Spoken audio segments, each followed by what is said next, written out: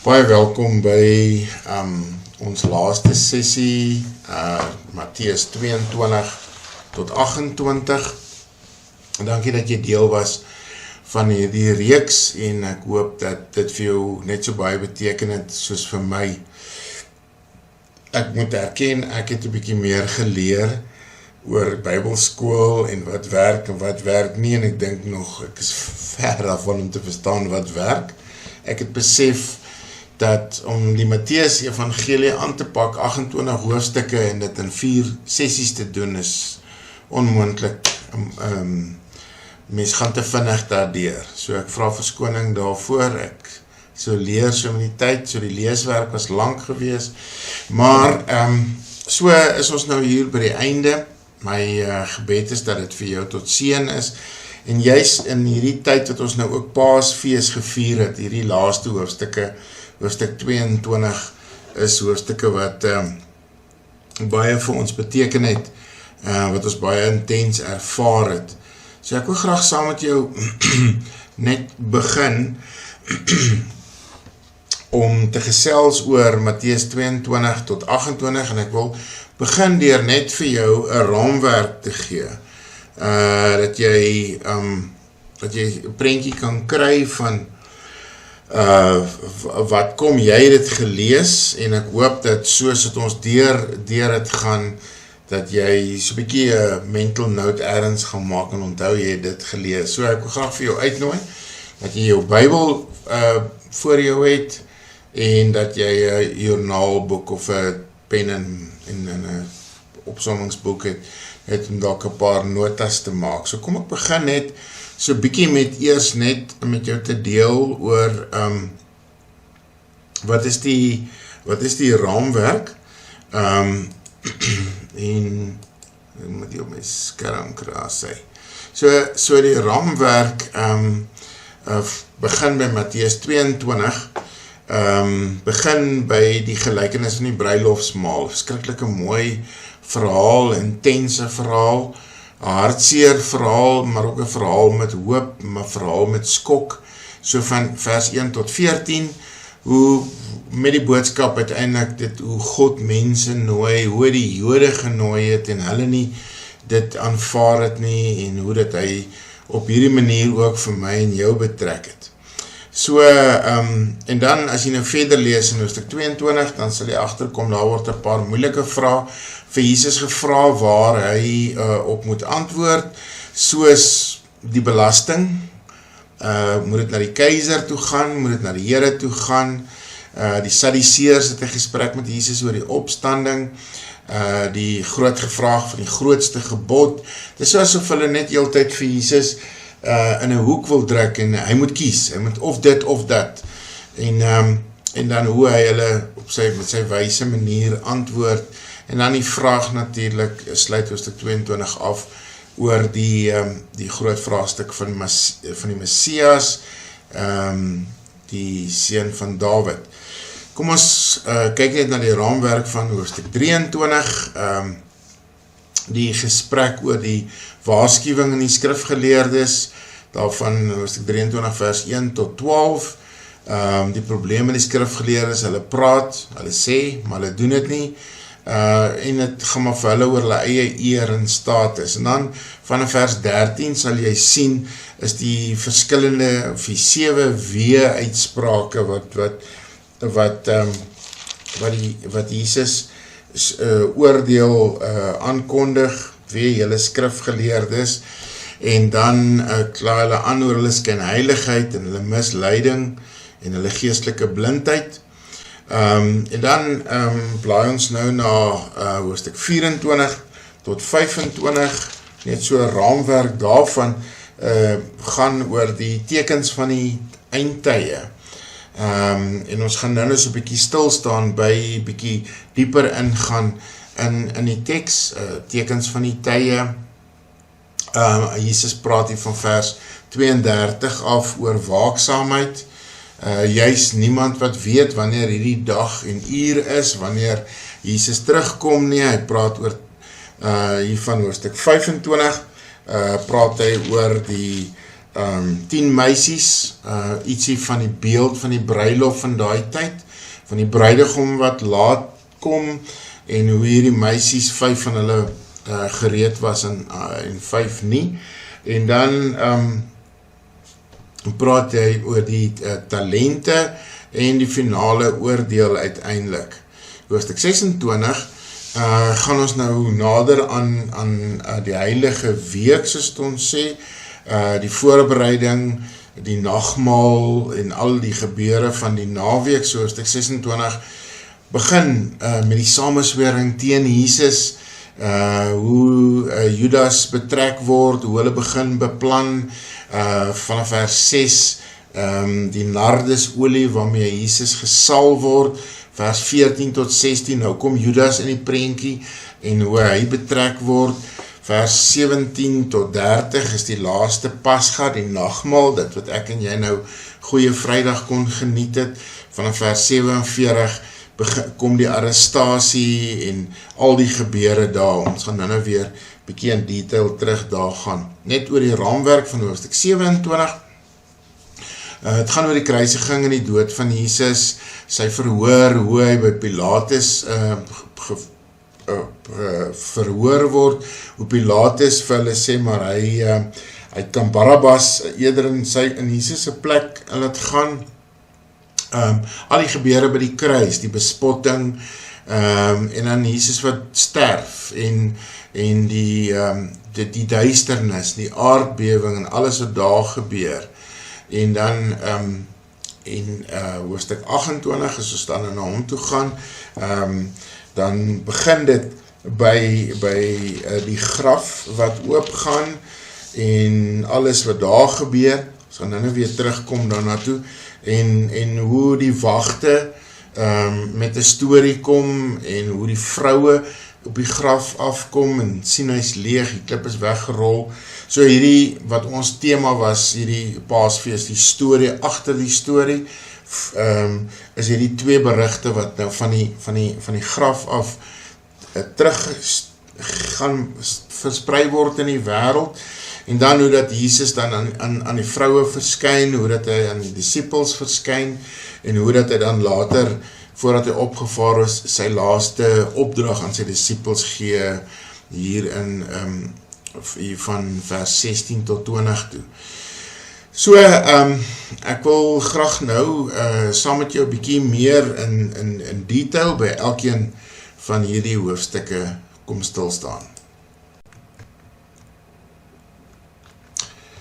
So ek wil graag net so bietjie in diepte deurgaan deur die verskillende hoofstukke. Ek dink die eerste belangrike ding is net om vir jou te verduidelik met watse lense kyk ek na die verskillende tekste, so ek het so 'n soort van 3 lense wat ek na elkeen van die tekste kyk. Die eerste is die oorspronklike betekenis van die boodskap. Wat het dit beteken vir die lesers en die hoorders van die oorspronklike Matteus Evangelie wat aan hulle geskryf is? Natuurlik het Matteus meer 'n Joodse gefokus op die Jode en hulle interpretasie. So dis die eerste lens, is om bietjie te kyk net na die oorspronklike betekenis. Die tweede lens is so bietjie, en ek gaan net so lig daarby aanraak, is die brug tussen die verskillende hoofstukke, en so bietjie die brug dalk na vandag toe, en dit bring my dan by die derde lens, waarmee ek na hierdie hoofstukke kyk, wat soort van die relevantie vir ons vandag, en die betekenis van vir ons vandag. Ek moet sê, dat ek al die materiaal wat ek nou aanbied, meer volledig vir jou gaan gee op die groepie wat ingeskryf het vir die Bybelskool. En as jy deel wil wees van, al kyk jy net aanlyn, maar jy wil ook die Bybelstudies ontvang, jy wil ook die teorie, die woord dokumente kry, dan moet jy net registreer, en dan maak ons jou deel daarvan. So, kom ons blaai terug nou na Matteus 22,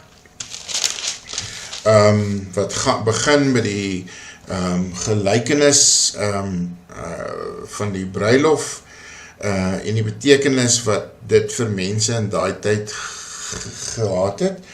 So in Matteus 21, net om 'n bietjie te sien waar pas hy in, Matteus 21 is die bekende gedeelte waar Jesus by die tempel aankom en wat hy raak sien hoe dinge daar skeefloop en hoe hy die tempel reinig en wat hy sê, maar sy Vader se huis is 'n huis van gebed en hoe mense sy gesag begin bevraagteken en dan in hoofstuk 21 lees ons die 3 gelykenisse wat hy oor die oordeel van die godsdienstige leiers mee praat. Nou hoofstuk 22 praat hy oor die bruilofsmaal en gee hy die 3de finale oordeel gelykenis hierso oor die fariseërs en die skrifgeleerdes.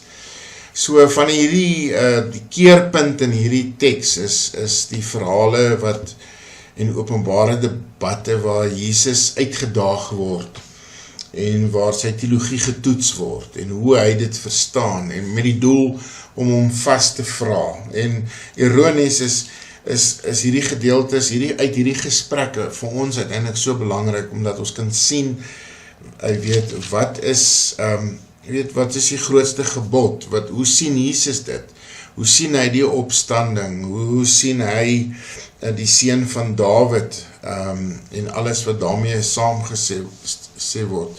So die ironie is eintlik dat hulle wil heeltyd vir Jesus op die proef stel. Die ironie is dat hy eintlik vir hulle op die proef stel. Dis eintlik dit toets meer vir die fariseërs en die skrifgeleerdes uiteindelik oor hulle op hulle oppervlakkige verstaan soos dat hulle dit graag wil hê. So die dieper tema van Matteus 22 kom vertel die reaksie wat mense op Jesus het. Hoe God almal uitnooi na die koninkryk toe. Maar dat mense verskillend daarop reageer. So dis heeltyd hierdie, ons het in die begin gesê oor Matteus, daar is sekere lerende dele, daar is sekere, kom ons noem het prediking dele, daar is sekere dele wat genesing is, wonderverhale ensovoorts, maar die prediking dele, die dele waar Jesus vra, wat antwoord jy, waarop ons moet reageer. So hierdie hele teks haal ons so bietjie uit die gehoor uit. Dis nou nie asof ons hier na 'n toneelstuk op die verhoog kyk en die dekor is uitgepak en elke hoofstuk verander die dekor en as nuwe toneelspelers wat inkom en dan is die vroue daar, dan is die disippels daar, dan is die fariseërs daar en ek en jy sit net in die gehoor en ons geniet dit net en nee, dit werk nie so nie. Ons word deel daarvan. Ons word uiteindelik uitgedaag om deel van die disippels te word. So is hierdie vraag, hoe reageer ons daarop? So as ek met ander woorde na die relevantie kyk van hoofstuk 22, dan is dit eintlik wat vir ons sê, maar ons kan nie naby aan die kerk wees. Ons kan nie, in die kerk kom en in die Bybel lees en ons reageer nie daarop nie. En dan waar Jesus verder in Matteus 22 vir ons sê, maar praat hy oor ware geloof. Wat is ware geloof? Dit is nie uiterlike goeders nie, dit gaan oor jou hart. Wat is in jou gesindheid? Waaroor gaan dit? En dan daag Matteus 22 jou uit en sê, maar wat is waar lê jou loyaliteit? Liefde vir God, of is dit liefde vir mense? Wat is jou loyaliteit? Kom ons kyk so 'n bietjie nou dieper na Matteus 23. Matteus 23 gaan oor die waarskuwing teen die skrifgeleerdes en die fariseërs en dan Jesus se sogenaamde wee-uitsprake. Ek het die 2020 vertaling hier voor my. Hy sal in vers 13 bijvoorbeeld sê, wee julle skrifkenners en fariseërs, skynheiliges, want julle sluit mense uit die koninkryk van die hemel uit. en die volgende wee-uitspraak, want julle deurkruis die land en see om 'n enkele proseliet te werf.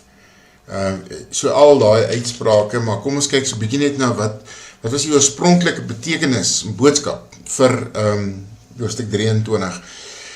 En is hierdie gesprek van vers 1 tot 12, die waarskuwing teen die godsdienstige leiers, wat hulle Jesus erken dat die skrifgeleerdes nie Fariseërs se amptelike leerposisie het, maar hulle doen nie wat hulle leer nie. Hulle lewe dit nie self uit nie. Hulle plaas swaar laste op hulle volgelinge.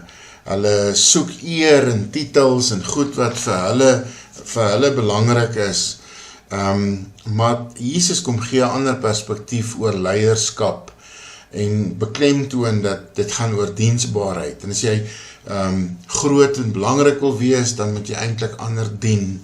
Hoe meer jy jouself verhoog, hoe minder word jy eintlik. Hoe minder jy word, hoe meer verhoog God jou. So, hy begin dan praat oor die groot skynheiligheid van hierdie mense, hulle uiterlike godsdiens. Hulle lyk so mooi in die buitekant, so reg, maar in die binnekant gaan maar net oor hulle eie trots en hulle eie selfgerigtheid en hulle eie sonde. Dan begin die 7 wee-uitsprake van vers 13, hoe hy die leiers aanspreek en sê, hulle sluit mense uit die koninkryk uit, hulle maak disciples, maar lei hulle verkeerd, hulle is geestelik blind, hulle mis die groter waarheid, hulle fokus op baie klein detail reëls, maar hulle harte is korrup. Hulle fokus op die uiterlike reinheid, hulle eer die profete van die verlede, maar hulle verwerp God se boodskap. Volgende punt van hoe die boodskap vir daai mense in daai tyd deur Jesus oorgedra word deur Matteus, is die finale oordeel wat kom, maar ook die verantwoordelikheid wat daar is. Jesus begin te praat van, maar jy het 'n keuse en jy moet daai keuse nou uitoefen. En dan hier van vers 37 in Matteus 23 praat hy oor sy hart vir Jerusalem, hoe hartseer word hy oor Jerusalem. In sy hart, hoe hy sê, maar ek wens ek kan hierdie volk versamel, amper soos 'n hen onder haar kykens onder haar vlerk neem, en dan sê hy, maar julle wou nie. En het is asof mens so toegelaat word om in Jesus se hart, en hoe hy voel oor die mens, en hoe voel hy oor ons. Die kernboodskap is, het gaan oor ware geloof, wat uit jou hart uitkom, dit gaan oor ware leierskap, wat in diens kom, en dit gaan oor die groot gevaar van om godsdienstig reg te lyk, maar eintlik mis jy die punt heeltemal. So, waar pas hoofstuk 23 in, tussen hoofstuk 22 en verder aan, die oorgang in hoofstuk 21 en 22, het Jesus die leiers gekonfronteer, wat hy met hulle hierdie gesprekke gehad het, en dan verwerp hulle hom, en hy wys vir hulle dat hulle nie die volk van God reg lei nie, en dat die keerpunt in die evangelie is dat die spanning wat nou opbou, en hierdie openbare bediening van Jesus wat besig is om tot 'n einde te kom, en oor die leiers dan aanspreek, en dan hier in hoofstuk 23, hulle kom direk aanspreek met die wee-uitsprake. So die groter prentjie van Matteus,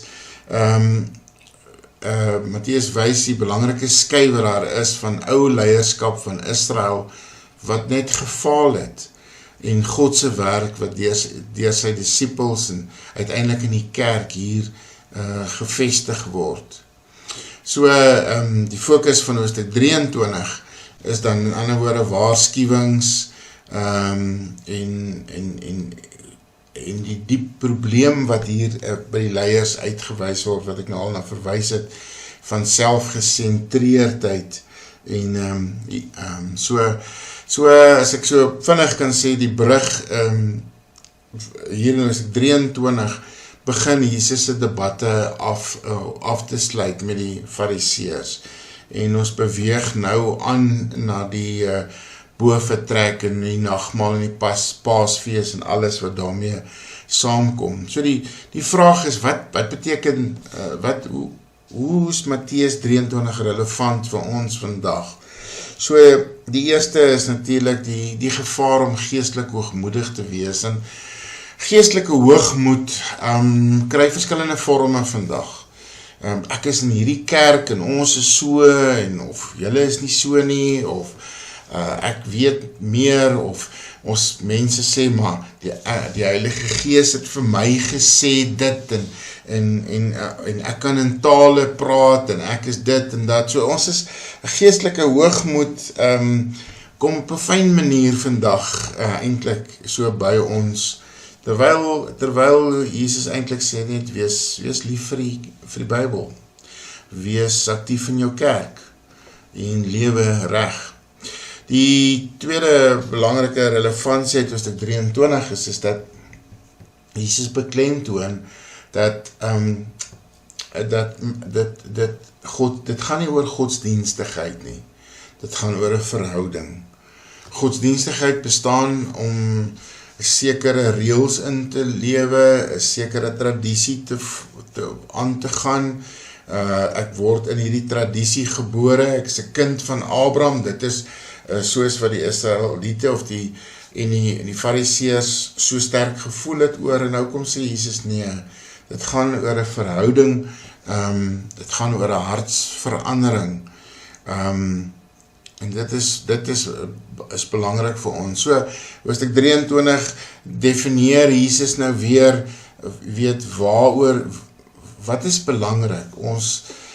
Ons lewe in 'n wêreld wat ons gedurig sê, weet, ek wil hê mense moet sien wat ek doen, weet, ons lewe in 'n wêreld van prestasie, beoordeling, jy moet aan die einde van die jaar, voor jy jou verhoging kan kry, of jou bonus kan kry, moet jy kan vertel baie het jy gedoen.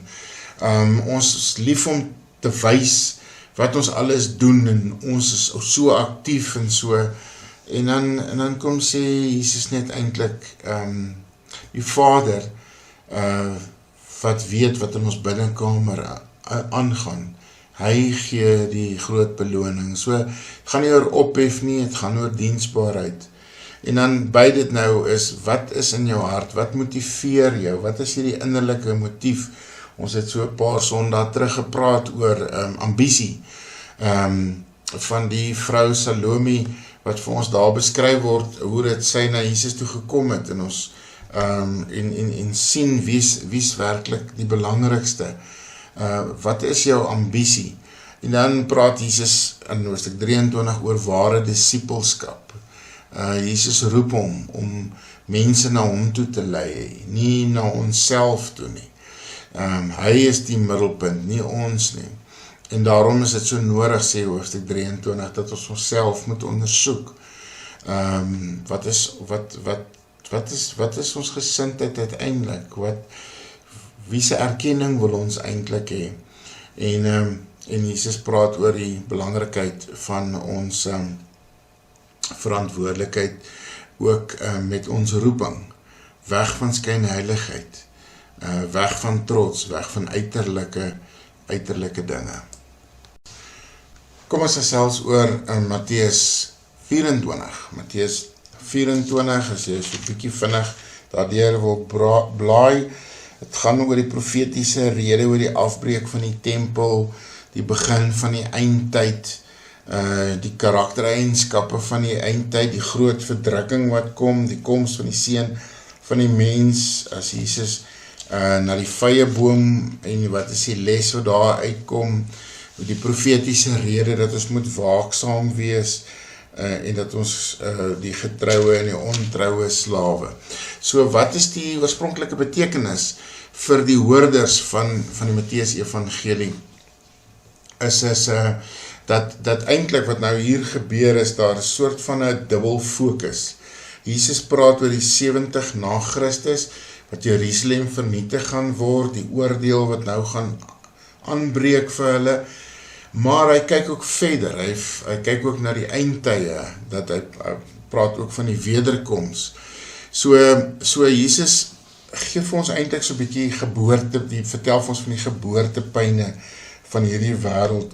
Nou, mense kry ons nog verskillende soorte pyn en so my geboortepyn, en ek dink die vrouens sal so 'n bietjie beter weet nou as wat ek myself nou hier inlaat, maar die geboortepyne is die enigste pyn wat iets goeds na vore laat kom. So ons ervaar hierdie goede, gaan ons beleef het sommer so daagliks, die wêreld waarin ons lewe met al die rampe en die tsunamies, die wêreld waarin ons lewe met al die oorloë, nou weer in die Midde-Ooste en Oekraïne en so. En dis alles die geboortepyne wat vertel dat daar iets niets gaan kom. So beleef ek en jy maar is groot stikkende wêreld waarin ons lewe. So Jesus beklemtoon vir sy oorspronklike mense met wie hy praat, beklemtoon hy die groot verdrukking en die lyding wat gaan kom, en hy begin te praat oor die wederkoms van Jesus, en dan sy kernboodskap as hy na sy disippels toe draai is, en sê vir hulle, julle moet standvastig wees, julle moenie moedeloos raak nie, moenie mislei word nie, daar is soveel mense ook vandag wat vir 'n mens die mekaar maak, en elkeen kom en sê, jy weet, ek het van die Here hierdie boodskap gekry, of ons is lief om hierdie teksversies aan te haal, en wat ons baie keer doen is, ons connecteer teksverse met mekaar, wat eintlik niks met mekaar te doen het nie.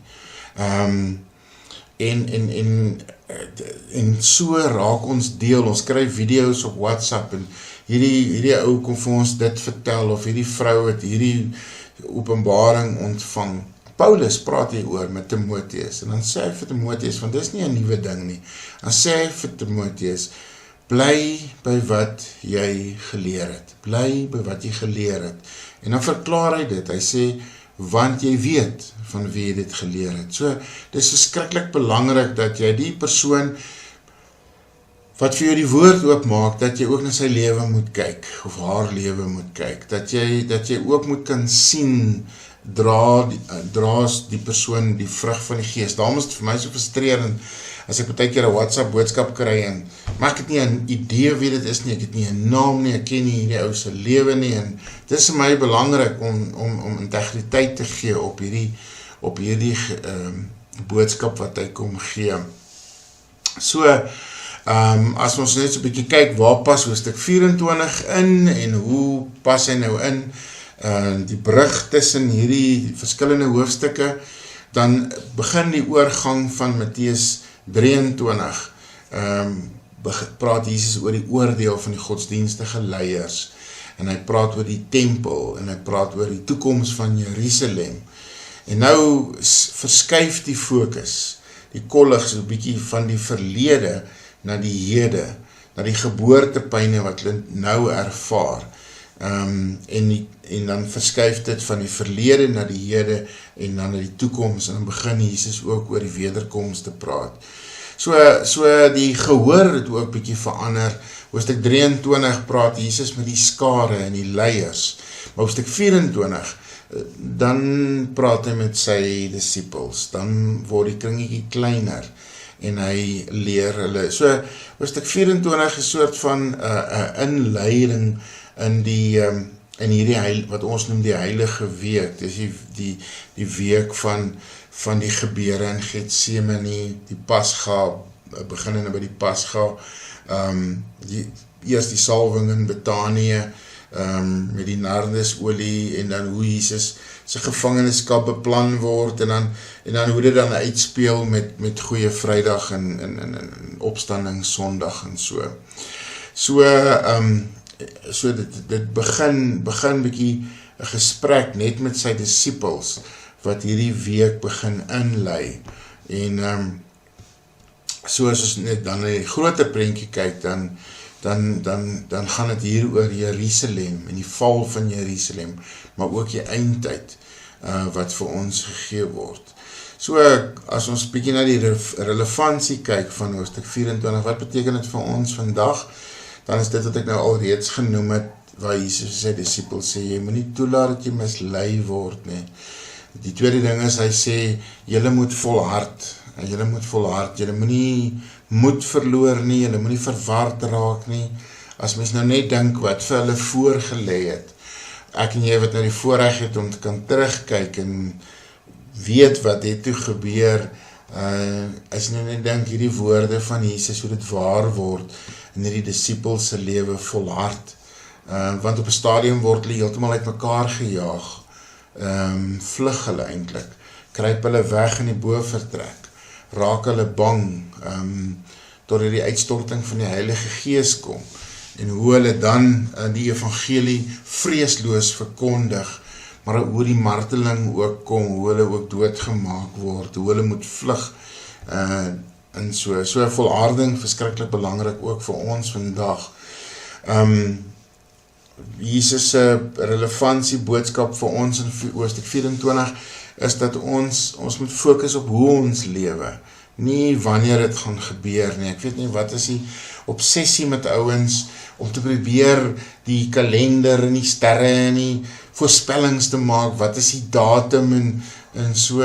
Jesus sê baie, daaroor is, dit is nie vir my en jou, daai debat is nie vir ons nie. Moenie daaroor bekommerd wees nie, dis hoe dit ons nou lewe in hierdie tyd.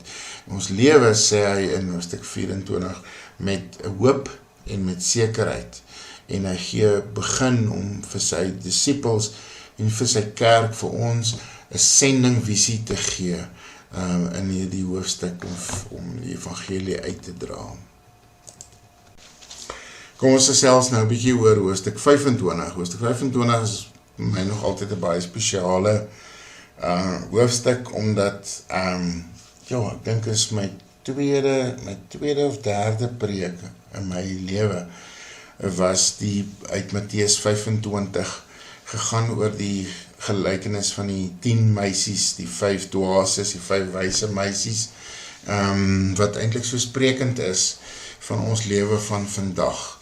So, wat het hierdie boodskap vir die Jode van daai tyd, met die gehoor, die adres vir wie Matteus hom aanrig, en dan gepraat Jesus van beelde en 'n kultuur, bietjie anders is wat ons vandag verstaan. Ons verstaan die bruilof anderste, dit is die bruid en die kom in die kerk in die bruidegom of in die kapel en die bruidegom wag daar. Daai tyd was dit so bietjie anderste, die bruid en haar meisies het gewag by 'n huis en dan kom die bruidegom op 'n stadium wanneer hy nou ook al wil kom of hoe ook al. En so daai kultuur verstaan ons nie heeltemal nie, en tog gebruik Jesus hierdie metafoor om die onsekerheid van die toekoms van Jesus en die wederkoms van Jesus te verduidelik. En dan het hy juist vir ons hoe dat ons moet leef nou in hierdie tyd. Weet, hierdie meisies wat gereed moet maak, wat sorg dat hulle genoeg olie moet hê. Dan praat hy oor die gelykenis van die talente, waar ons getrou en produktief moet wees, en nie ons talente moet begrawe nie. Hy praat van die diensknegte wat waaksaam is en betroubaar moet wees. En dan gaan hy verder in hoofstuk 25, en dan word die boodskap eintlik baie ernstig, as hy sê, maar hier vind 'n skeiding plaas tussen skape en bokke, die finale oordeel, en uiteindelik gaan dit oor geloof, ook hierdie uitkoms van die ewige lewe vir regverdiges, maar ook die ewige oordeel vir die wat nie voorbereid is nie. So as jy nou net kyk, waar pas Matteus 25 in teenoor hoofstuk 24, dan het hoofstuk 24 vir ons eintlik so 'n bietjie verduidelik van wat gaan gebeur as hy oor die eindtyd praat. Hy praat oor die geboortepyne, maar hier in hoofstuk 25 skuif die fokus nou na hoe moet julle leef in hierdie tyd? So, Matteus 24 praat oor die waarskuwing oor die misleiding wat daar is, terwyl Matteus 25 gee vir ons praktiese voorbereiding vir die disippels, hoe ons prakties moet lewe, en hoe dat Jesus ons leer om te fokus op die wag van die koms van die Here Jesus Christus. So as ek so bietjie saam met jou kan deel na, wat is die relevantie van hoofstuk 25 vir ons vandag, dan is die eerste ding natuurlijk dat Jesus beklemtoon dat leef gereed, altyd, leef gereed. Ons weet nie wanneer is die wederkoms van Jesus nie. Ons weet nie eers wanneer is die einde van ons lewe nie. Het kan enige oomblik wees. So gereed wees beteken om met God uit te maak wat jy met hom moet uitmaak. En dat jy met jou naaste moet gaan uitmaak wat jy moet uitmaak. Jy kan nie met 'n klomp wrokke in jou lewe nog lewe nie. Dit raak inderdaad jou eie vergifnis. Here, Jesus leer ons in sy onse Vadergebed, vergewe hulle soos wat hulle ander vergewe, mekaar vergewe. So, ek kan nie my offer bring en dit kom neersit, as ek nie eers moet gaan gereed, gaan regmaak met ander nie. So die eerste is leef gereed, die tweede is leef verantwoordelik. Leef verantwoordelik. Jy het elke dag, moet jy jou geloof wys, moet jy dit uitlewe, jou roeping uitlewe. Die derde is leef produktief, leef doelgerig. Ek en jy sit nie sommer maar net hier en wag nie, ons is met besig en word deel van 'n span waar jy kan besig wees, kan deel wees met Jesus se roepinge. Die vierde ding is leef met 'n regte perspektief op God. Hoe sien jy die Here? Is jy bang vir hom? Het jy hierdie beeld van hy gee nie eintlik om nie, of hy slaap half, of hy, wat is jou beeld van God? Want so verkeerde beeld kan lei tot vrees of passiwiteit. Leef met liefde en leef diensbaar, terwyl jy die geleentheid het. Leef met die realiteit van die oordeel. Dis nie 'n storie nie, dis nie iets wat mens nie ligtelik kan opneem nie. Leef met die dringendheid wat hierdie teks van Matteus 25 vir jou gee. Kom ons kyk nou so 'n bietjie dieper na hoofstuk 26, as ek so vinnig deur die opskrifte kan blaai. Dis die samenswering teen Jesus, Judas se plan vir verraad, die Pasga, die instelling van die nagmaal, die waarskuwing aan Petrus, Jesus in Getsemane saam met sy disippels, dan Jesus wat gevange geneem word en hoe hy dan verhoor word, eers by die Sanhedrin en dan later na Pilatus toe, en hoe hy verloon word deur Petrus. Alles wat gebeur in hoofstuk 26, wat ook ons ervaring en kennis is, wat gebeur oor Paasnaweek. So as ek net kyk, wat is die boodskap wat hier Matteus wil deurgee vir sy hoorders en lesers, dan kom hy nou by die hoogtepunt, die kruis. En die kruis vra 'n keuse, vra 'n keerpunt in ons lewe. So, alles nou op pad na die kruis toe. En dan, hoe hy begin praat oor ware aanbidding, teenoor die verraad, teenoor Judas wat hom verraai, die salwing daarso in Betanië, waar hierdie vrou, hierdie dierolie oor Jesus kom uitstort het. En dan Judas wat hierdie opmerking maak van, maar ja, dit is maar baie dierolie, kon 'n mens nie beter met hierdie geld gemaak het, ja, so baie arme mense vir wie ons hierdie geld kon gee.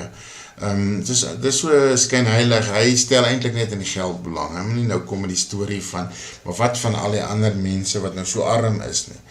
En dan gaan het oor hierdie vrou wat haar hart gee, wat haar kosbaarste gee, en wat Jesus as het ware salf vir sy dood en opstanding wat daarop volg. En dan al die gebeure daarna, Judas se verraad, dan verskuif die fokus na die boventrek toe vers 17 na 30, hoe die disciples by mekaar kom saam met Jesus, hoe hulle die Pasga gaan vier, maar Jesus wat 'n nuwe boodskap bring en sê, maar dit is my liggaam, dit is my bloed, en hoe hy 'n totaal nuwe verandering gee aan die betekenis van die Pasga. En dan hoe hy met sy disciples om in die steek laat, so daar in die tuin van Getsemane kom, hulle is net doodgewoon te moeg, en is asof hulle het net die krag gehad, en die worsteling van Jesus, dat hierdie beker eintlik by hulle sou kon verbygaan, maar nie my wil nie, maar u wil is sy gebed. So Jesus kies om eerder gehoorsaam te wees. Hy wat God is, wat weet wat vir hom voorlê. En wat hier vir ons so hier gegee word, die goddelike plan, en waar pas ek en jy in die menslike verantwoordelikheid wat vir ons hier so uiteengesit word. So as ons 'n bietjie kyk net na die brug van hoofstuk 24, 25 en waar hoofstuk 26 nou inpas, dan gaan het hier oor die wederkoms en die eindoordeel en die vervulling wat nou plaasvind, die gebeure wat nou plaasvind. Dis nou hier waar Jesus gevange geneem word en waar die passieverhaal dan hom uitspeel in die lyding en die dood en die opstanding van Jesus. Jesus' identiteit wat nou uiteindelik geopenbaar word in Mattheus, wat ons noem die sogenaamde messiaanse geheim. Dis asof Jesus heeltyd voel, hy wil nie nou sê wie hy is nie. Hy wil dit nie nou bekend maak al nie. Daarom sal die baie keer sien, sal Jesus, as hy die melaatses gesond maak, vir hulle sê, maar jy weet, hou dit maar eers stil. Maar hier vind nou Jesus' identiteit word nou geopenbaar en wanneer hy gevange geneem word. En dan sien jy die verskillende karakters wat hier 'n rol speel. Maria, wat Maria Magdalena, wat en Jesus se ma, wat ware aanbidders is, maar dan kry jy aan die ander kant Judas, wat ook deel van die discipelkring was, wat ook deur Jesus geroep is, en wat eintlik net heeltemal in 'n ander rigting stap. En dit is my altyd so interessant, as jy na ons gesinne kyk, weet, selfs in ons gesinne, is daar kinders, in ons eie kinders, baie keer hartseer genoeg, is die een kind glo nie Here en die ander kind nie. Ons het saam as gesin in die kerk gekom, en hoe dit mense uiteindelik uit mekaar uitgedryf word, en ons sien dit so hartseer hier, Petrus wat grootmond was, wat sê hy gaan, en dan kom hy en dan sê hy maar, hy ken nie vir Jesus nie, en dan die leiers wat Jesus verwerp, wat dan die Sanhedrin is, en dan hoe dan Pilatus dan op die toneel begin verskyn, en hierdie pad van die kruis, wat nou onvermydelik is, wat jy nou nie meer, soos wat Jesus sê, die uur het nou gekom, en as ons 'n bietjie kyk na wat is die betekenis van hoofstuk 26, dan is die eerste ding wat mens lees, is ten spyte van alles wat gebeur, ten alles wat swaar is God nog in beheer. God is steeds in beheer, ten spyte van goed wat lyk asof het skeef loop, asof het nou weet in die graf gaan eindig. God is nog steeds in beheer. Ek en jy het 'n groot voorreg om soort van hierdie hele verhaal te kan ken. en dan maar na ons lewe toe te draai, en nog vir onsself te kan sê, maar God is steeds in beheer. So ware vrede lê in Godse wil. In sy wil is daar werklik vrede. Ek gaan nie buite sy wil, ek gaan nie vrede in my lewe hê as ek nie gehoorsaam is aan hom nie. Selfs in die angs, en selfs in die pyn, en selfs in die verwerping wat Jesus ervaar het, is hy binne Godse wil. So die Here se tafel vorm ons lewe. Ons gaan sit in hierdie nagmaaltafel, en wat ons herinner aan as ons terugkyk na Jesus dood, maar as ons vorentoe kyk, dan vertel hierdie nagmaal vir ons, dit dui op die wederkoms van Jesus.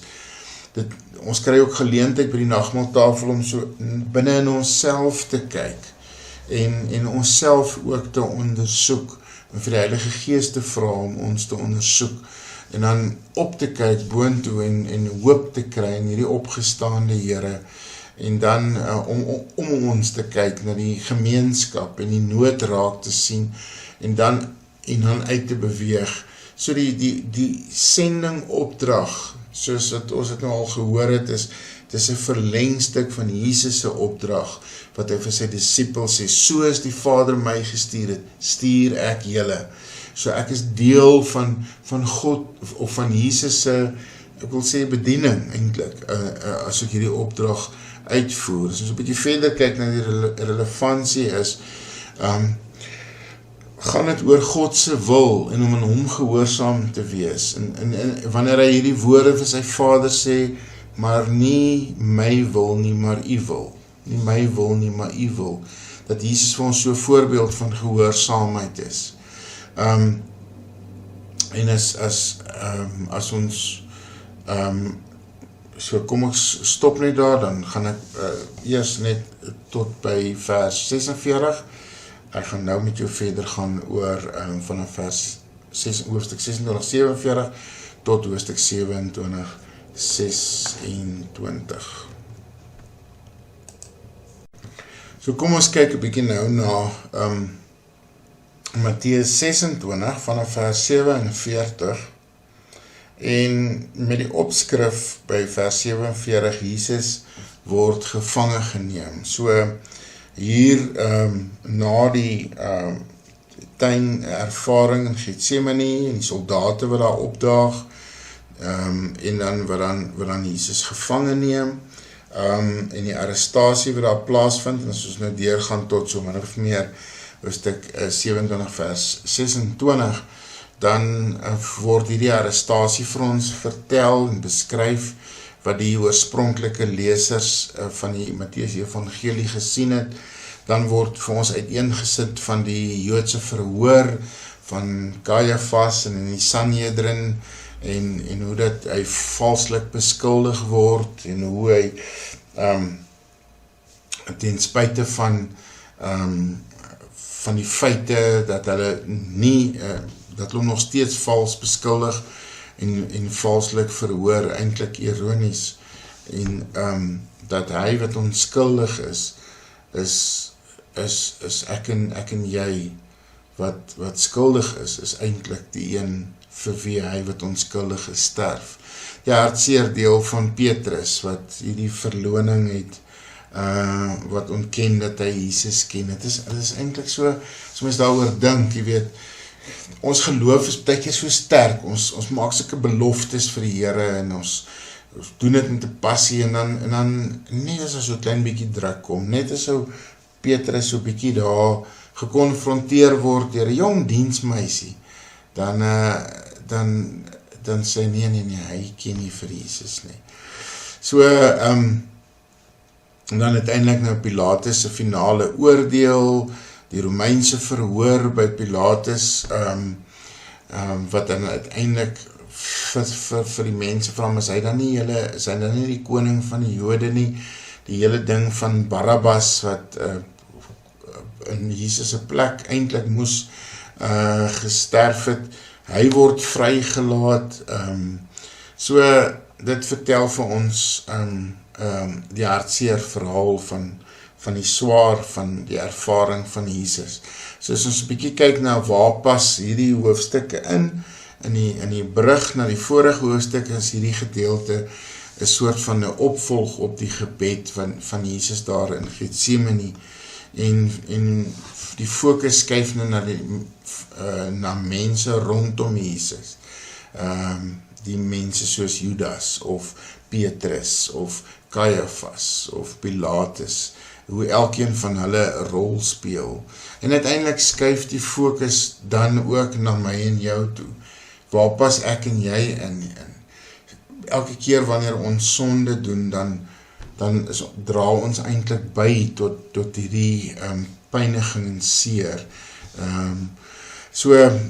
Die verraad van Judas, die vrees wat daar by Petrus was, die haat wat daar aan die leiers was, hoe Caiaphas goeders gemanipuleer het, hoe Pilatus probeer het om kompromie te tref, hoe die groepsdruk daar was van die skare wat geskree het, en Caiaphas wat sê, maar hy is nie die Messias nie, Pilatus wat sê, is hy nie die koning van die Jode nie, en so word sy verhoor beplan, en is Jesus dan eintlik in hierdie hoofstuk alleen, sy disippels het gevlug, Petrus het hom verloon, Judas het hom verraai, en eintlik, word dan nie weer die vroue wat by die graf, of by die kruis gestaan het by Golgotha, na hulle word verwys, daar word na Johannes verwys en so, maar eintlik word hulle verswelg in hierdie skare mense,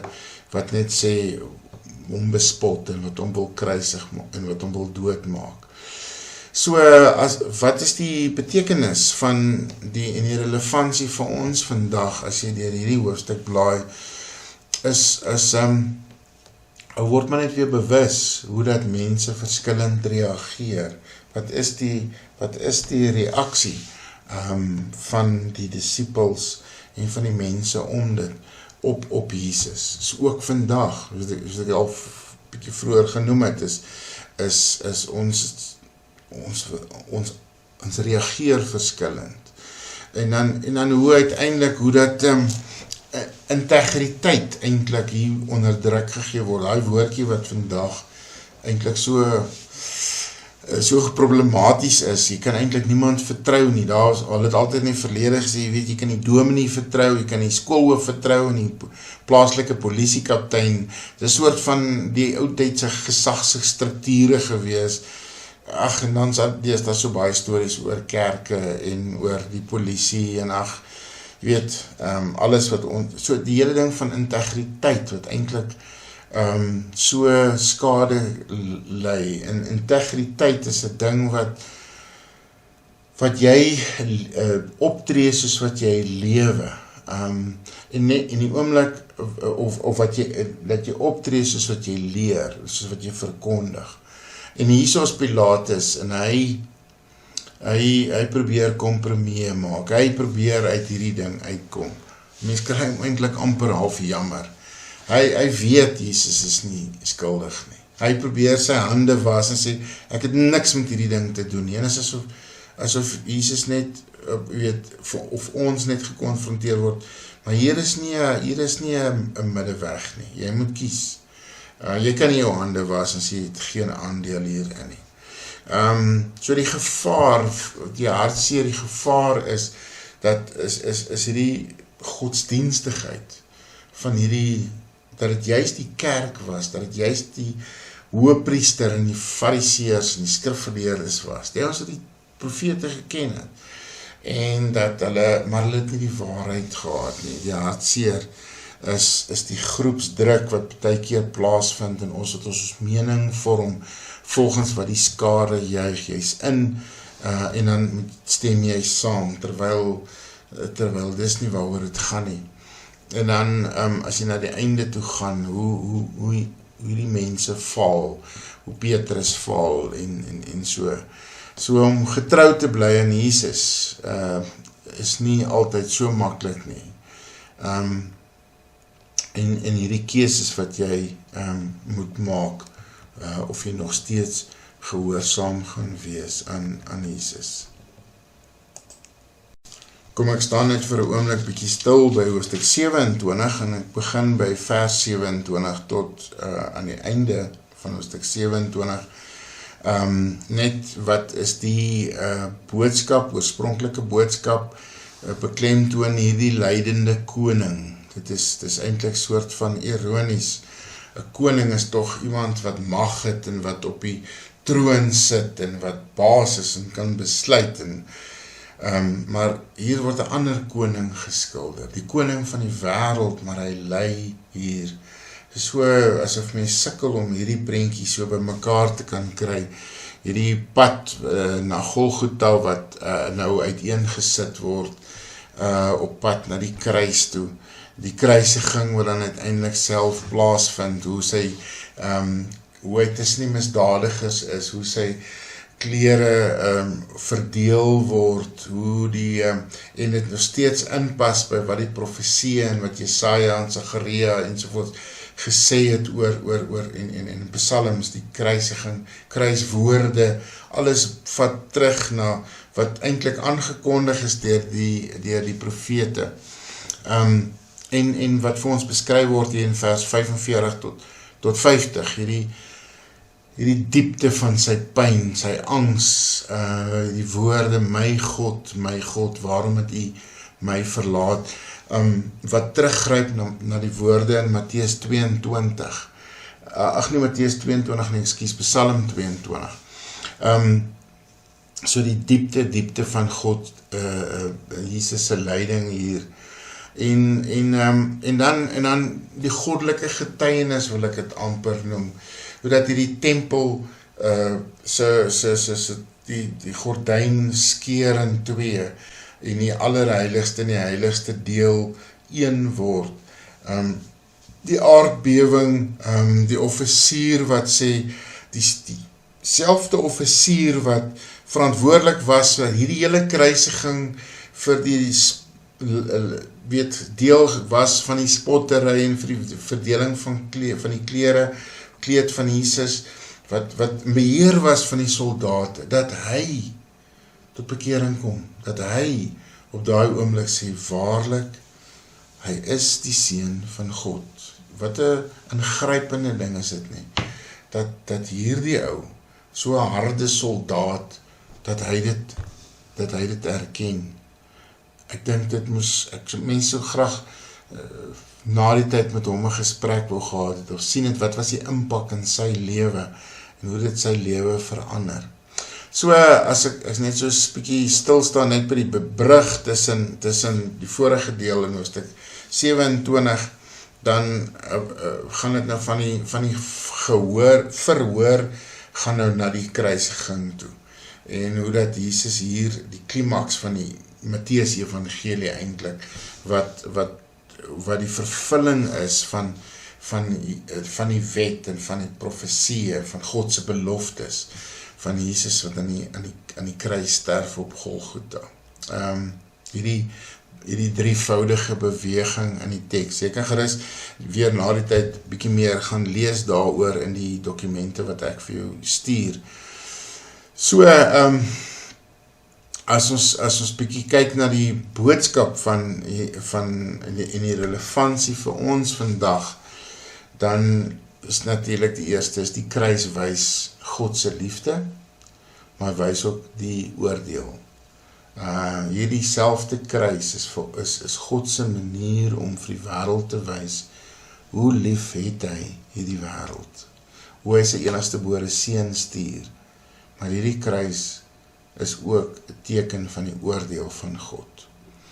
Die kruis verander ons om anders te na onsself te kyk, dat ek introspeksie neem, dat ek na my sien waar pas ek in, en waar ek uiteindelik raak sien dat ek is maar deel van daai misdadigers op die kruis, en uiteindelik wanneer Christus sterf, ek is deel daarvan, ek sterf in my ou lewe.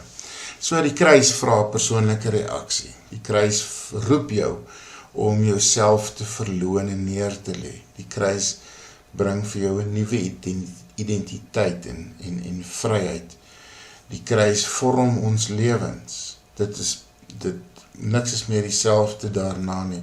Die kruis bring hoop en vir ons in hierdie lyding waarin ons is.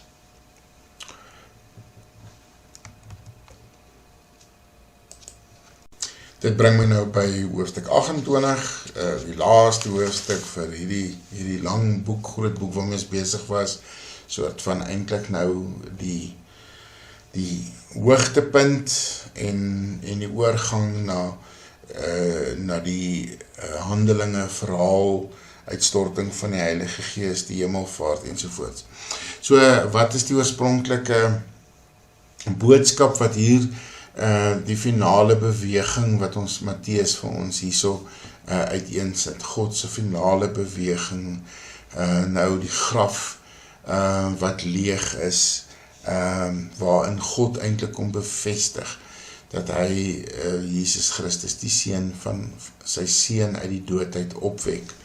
Die vroue, al die verhaal wat daar plaasvind, soos ons nou met Paasfees gesê, die twee berigte, die vroue wat daar opdaag, en wat sien die graf is leeg, wat die engel sien, wat na die disciples toe gaan, die disciples wat kom, Johannes en Petrus, maar aan die ander kant is die wagte, wat gesien het wat hier gebeur, en wat gevlug het, en weer eens, is het vir my so interessant, dat hier was twee groepe mense gewees, wat dieselfde ding gesien het, wat gesien het dat die graf leeg is, en wat die opstanding gesien het, en dan glo die vroue, glo die disciples, en hierdie wagte, glo dit nie, en gaan vertel 'n valse storie.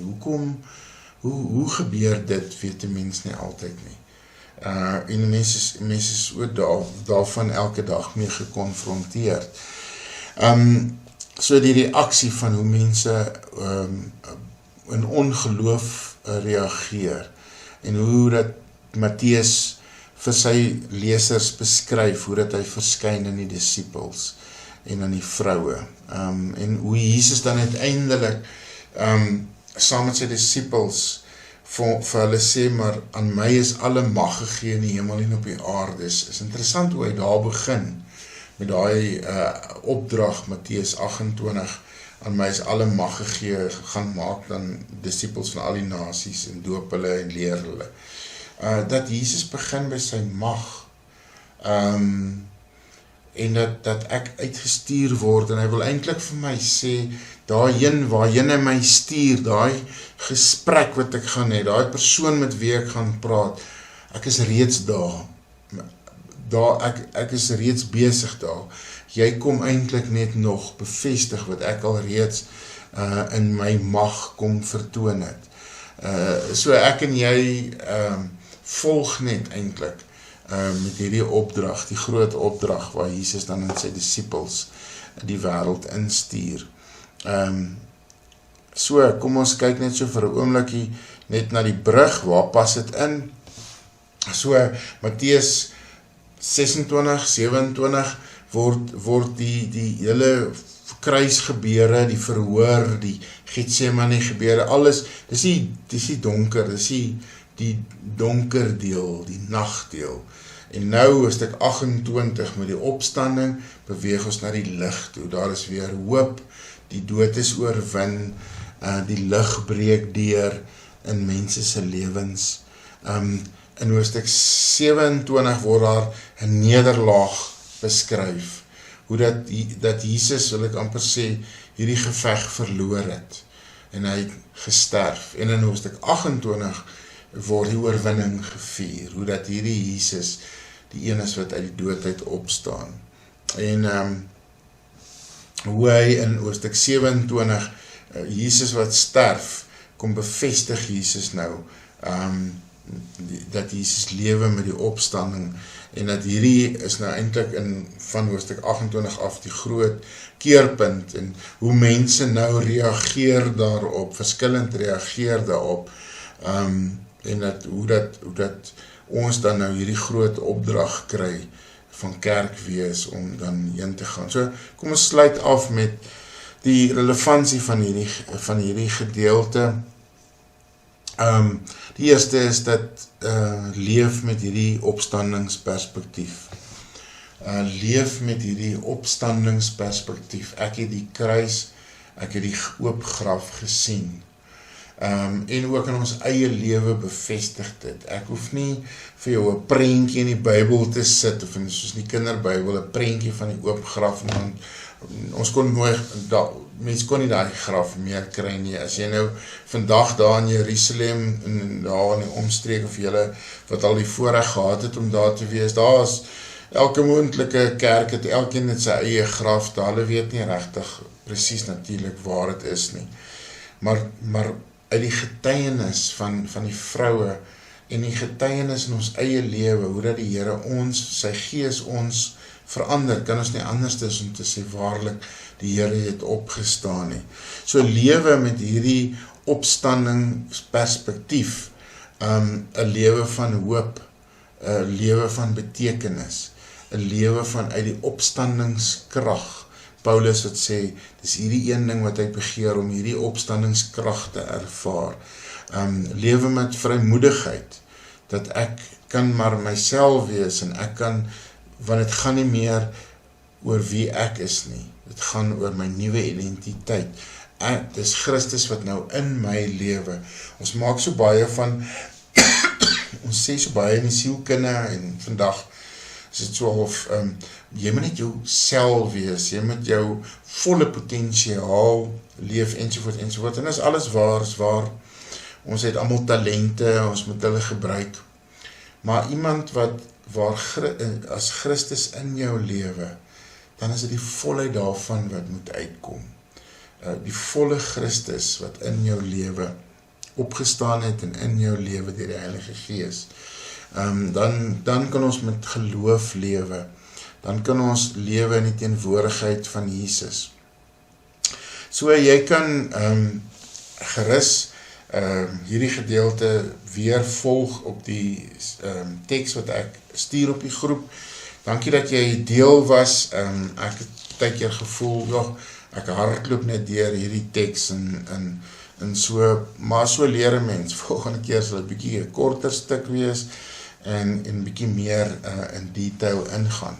En as dinge uitwerk, dan hoop ek ook om op 'n donderdag aand in die jeuglokaal ook daar bietjie 'n groep saam te kan hê, en dat ons bietjie kan gaan saam stil staan en oor die teks en bietjie daaroor praat. Dit sal elke keer nog aanlyn beskikbaar wees. Ek wil afsluit met die vraag wat ek vir jou in die begin van hierdie reeks gevra het, en dit is, hoekom doen jy Bybelskool? Wil jy meer van die Bybel leer? Waarom wil jy meer van die Bybel leer? En wat gaan jy maak met hierdie kennis? En hierdie is maar eintlik, ek het so eintlik maar so 'n bietjie oor die oppervlakte gedoen. So waarom, wat is God se plan en doel met jou? Dat jy nie net nog 'n kursus doen nie, maar dat jy werklik dat jou passie gevorm word deur opgewondenheid oor wat jy leer. Dat die kennis wat jy opgedoen het, dat dit iets is wat jy deel. Dat daar waar valsheid verkondig, jy die waarheid kan verkondig. Daar waar droogte is, jy reën kan bring, lewe kan, waar dood is, waar jy lewe kan bring. Dankie vir hierdie tyd saam, en mag jy die genade van Here Jesus Christus, en die liefde van God, en die gemeenskap met die Heilige Gees in jou lewe belewe.